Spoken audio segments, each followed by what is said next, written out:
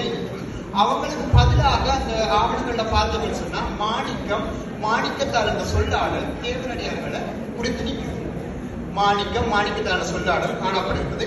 இது சார்ந்து வரலாற்று நோக்கில் ஆய்வு செய்கிற ஆய்வாளர்கள் எழுதியம் இருக்கிறாங்க. அடுத்ததாக டெடிகமவில் உள்ள கோட்ட கோராவில் கண்டெடுக்கப்பட்ட யானை விளக்கிடக்கூடிய 3 சிற்பங்கள் பொன்னர்வ காலத்துல பரதநாட்டியம், இசைக்கருவிகள் வாசித்தெழக்கூடிய ஆட்சியில் இடம்பெற்றதனை உறுதிப்படுத்துகின்ற வகையில வெண்கல சிற்பங்கள் கண்டுபிடிக்கப்படுகின்றன. இந்த சிற்பங்கள் இன்று வரையில தொல்லியல் மூலாதார ஒரு சான்றாதாரங்களாகவும் கலாச்சார அமைச்சினூடாக அதை பாதுகாக்கின்ற அம்சமாக காணப்படுகிறது. அவை யானை விளக்குடன் இணைக்கப்பட்ட 3 சிற்பங்கள் ஆகும். வெண்கல முத்திரை பிடித்த வடிவமும் கைத்தாளம் வாசிக்கும் ஆண்டரஞ்சலும். முத்திரை எதற்கு பரதநாட்டியத்துக்கு நாங்கள் பயன்படுத்துவோம். அந்த முத்திரை என்ற அந்த சொற்பிடியை நாங்கள் பயன்படுத்தினா நமக்கு அந்த சிற்பத்தில் காணப்படுவது ஒரு சான்றாதாரங்களுக்கு காணப்படுகிறது. மேளம் மிருதங்கம் வாசிக்கும் ஆண்டரஞ்சல் நாங்கள் ஒரு தாட வாத்தியமாக தான் அதை பார்க்கிறோம். சொல்லாடல் பொதுவாக மேளம் என்ற சொல்லாடல் இளைஞர் அதிகமாக காணப்படுது. மிருதங்கம் நாங்கள் இங்கே பரதநாட்டியம் மிருதங்கம் செவியல் ஊடா பார்க்கிறோம், மிருதங்கம் வாசிப்பாங்க. ஒரு தாடக்கருவியா பார்க்கிறோம். அது மேளமாக இருக்கிறோம், வந்து மிருதங்கமாக இருக்கிறோம். அதோட அமைப்பு ஒரு தாடக்கருவி என்ற ஒரு அமைப்பில் காணப்படுகிறது. அடுத்தது ஆண் கலைஞர்கள் 3 வெண்கல சிலைகள் பரதநாட்டியம், குலவிசை வாத்தியம் என்பன பொன்னர்வை காலத்தில் இடம்பெற்றதை சுட்டி இருக்கின்றன. இவை இலங்கை இசை வரலாறு, நடன வரலாற்றின் தொன்மையினை கால அடிப்படையில் தெளிவுபடுத்துகின்றன. இப்ப பொதுவாக இசை நாடகங்கள் இலங்கைக்கு வந்தாங்க, தென்னிந்தியாவின் இசை நாடகங்கள் வந்தாங்க. இசைவாளர்கள் ஒரு இலக்கியத்தில் காணப்படும் விடயங்களை ஒரு எழுத்துல காணப்படும் விடயங்களை வைத்துக் கொண்டே நாங்கள் இலங்கையில இசை வரலாற்றை பதிவு செய்து கொண்டு வரோம். ஆனால் தொழில் மூலமாக நாங்கள் உட்பூத்தக்குள்ள இன்னும் ஒரு தெளிவான கால வரையிலே கொண்டு வரலாம்ன்றதை இதை நான் அடிநாதமாக கொண்டு இந்த ஆய்வை நோக்கி செல்கின்றோம். பொன்னர்வை கால நடராஜ வெண்கல சிலைகள் அங்கு காணப்படுது. அதுல சில 4-7 அடி அங்குல உயரமுடையது. இச்சிலையானது 11ஆம் நூற்றாண்டை சேர்ந்ததாகவும் நடராஜ சிலையின் கீழ்ப்பகுதியில தாமரை பீடம் தெரியும். நடராஜ பாதத்தில் தாமரை பீடம் காணப்படும். அந்த பீடத்துக்கு முன்னால வரிசையில் ஒரு இசைக்குழு ஒகஸ்டான்னு சொல்றோம். அந்த ஒகஸ்டாக அதாவது பல்லியம் என்ற அந்த ஒரு அமைப்பு காணப்படுது.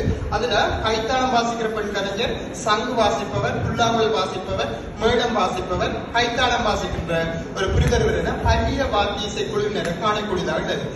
தற்காலத்தில் காணப்படுற நடராஜ சிலைகள்லையும் அந்த முறை காணப்பட்டாலும் அது குறிப்பிட்ட பொன்னர்வை கால பகுதியில சோழர் ஆட்சியத்தில் காணப்பட்டது தொல்லியல் மூலாதாரமாக எழுதிய மூன்று. இலங்கையில இசை நடன வரலாற்றின கால வரையுடன் எழுதிய மூன்ற போது இருப்பதுடன் இசை மரபுகளின் தொன்மை இனபேதம் என்று சிங்கள மன்னர்களும் தமிழ் இசை நடன மரபு என்பவற்றை சோழர் ஆட்சிக்கு பின்னரும் தொடர்கின்றாங்க. ஒரு மரபிற்கு ஒரு தர்மம் சொல்லுவாங்க, நாகரிக போக்குன்னு சொல்லுவார். அரசன் இறந்த பின்பு அவன் ஒரு ஆரோக்கியமான விடயங்களை பின்பற்றினார்னா அந்த பின்பற்றின மரபு ஆரோக்கியமான அரசர்களை பின்பற்றி காணப்படும். அந்த மரபை சில சிங்கள மன்னர்களும் பயன்படுத்தி அதை பின்தொடர்ந்திருக்காங்கன்றது ஒரு மரபு காணப்படுகிறது. இதற்கு உதாரணம் பராக்கிரபாக நாங்க சொல்லலாம். அடுத்ததாக இசை நடன கலைஞர்களுக்குரிய அங்கீகாரமும் அதன் சான்றாதாரங்களும். வானவ மாத வீச்சரத்தில் அமைந்த அங்கு பூச கிரியைகளின் போது ஆன்மீக பணிகளுடன் இசை பாராயணம், நாட்டிய சமர்ப்பணம், ஆலயத்தை விளக்கேற்றுதல், அரிசியை தூய்மையாக்குதல், மலர் தொடுத்தல், ஆலயத்தை மெழுகுதல் போன்ற பணிகளை நிறைவேற்ற மாணிக்கம் அல்லது மாணிக்கத்தாள் என்று அழைக்கப்பட்ட தேவரடியார்கள் நியமிக்கப்பட்டிருக்காங்க. இவற்றை உறுதிப்படுத்துகின்ற வகையில பொன்னர்வை வானவ மாத வீச்சரத்துல மூலஸ்தான புறச்சுவரில் எழுதப்பட்டுள்ள அதிராஜேந்திர தேவரின் கல்வெட்டு ஒன்றில் மன்னனது 3வது ஆட்சியாண்டில் அளிக்கப்பட்ட நன்கொடை அவர்களுடைய கலைத்திறமைக்குரிய அங்கீகாரம். ஒரு கலைஞனுக்கு பெரிய ஒரு அங்கீகாரம் கைதட்டலும் அவனுக்கு கொடுக்கப்படுகிற சார்பையும் ஒரு சன்மானமும். அந்த தேவரடியார்கள் கொடுக்கப்படுகிற சன்மானம் பற்றிய பதிவும் வானமாஜீச்சத்தில் அந்த மூல கற்பகிரகம் என்று நாங்கள் அழைக்கப்படுகின்றதில் காணப்படுகிறது. சிறந்த தொல்லியல் மூலாதாரமாக காணப்படுகிறது. இவற்றை உறுதிப்படுத்தும் வகையில் பொன்னர்வை வானவ மாத வீச்சரத்தில் மூலஸ்தான சுவர் எழுதப்பட்ட அந்த கல்வெட்டை சொல்றோம். இலங்கைக்கு வருகை தந்த இந்த தொல்லியல் சார்ந்த எப்படி ஒரு ஆவண பதிவு, அதே போல இலக்கிய மூலாதாரம் அந்தந்த காலப்பகுதியில சென்ற தேச சஞ்சாரிகள், அதாவது ஒரு நாட்டுக்கு இன்னொரு நாட்டுக்கு செல்கின்றவங்க தேச சஞ்சார குறிப்புகளை நாங்கள் சொல்றோம். அந்த வகையில பாத்தீங்கன்னா மொரோக்கோ நாட்டுக்கு நான் உங்களுக்கு முன்னாடியே சொன்னேன். இவன் பதில் அவரை குறிப்பிட சொல்லப்படுதுன்னு சொன்னா விஷ்ணு ஆலயத்துல இறைவன் முன் ஆகம சார்கிரிகைகளின் பூசோற்பு உற்சவங்களின் போது பாடுவதற்கும் ஆடுவதற்கும் 500 பெண் தேவரடியார்கள் நியமனம் செய்யப்பட்டதாக என்ற குறிப்பு காணப்பட்டுள்ளது. முடிவினை நாங்கள் எடுத்து நோக்குகின்ற போது இலங்கையில தமிழிசை வரலாறு எடுத்து நோக்கும் போது அவற்றுக்கு இலக்கிய மூலாதாரங்களும் தொல்லியல் மூலாதாரங்களும் இன்றியமையாதவை. இலங்கையின் 6ஆம் இறுதி காலகட்டத்திலிருந்து இலங்கையின் தமிழிசைசார் தொல்லியல் மூலாதாரங்கள் கிடைக்கப்பெற்றுள்ளன.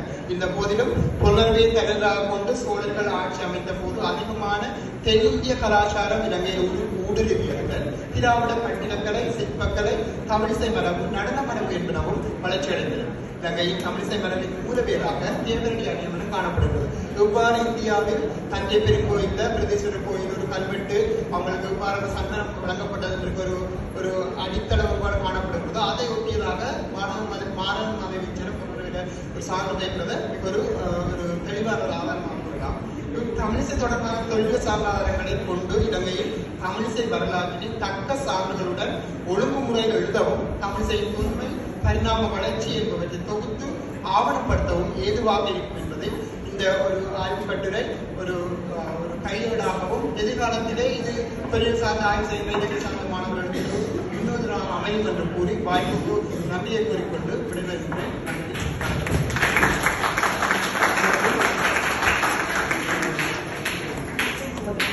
பார்வையாளர்கள் கேள்வி நேரம்.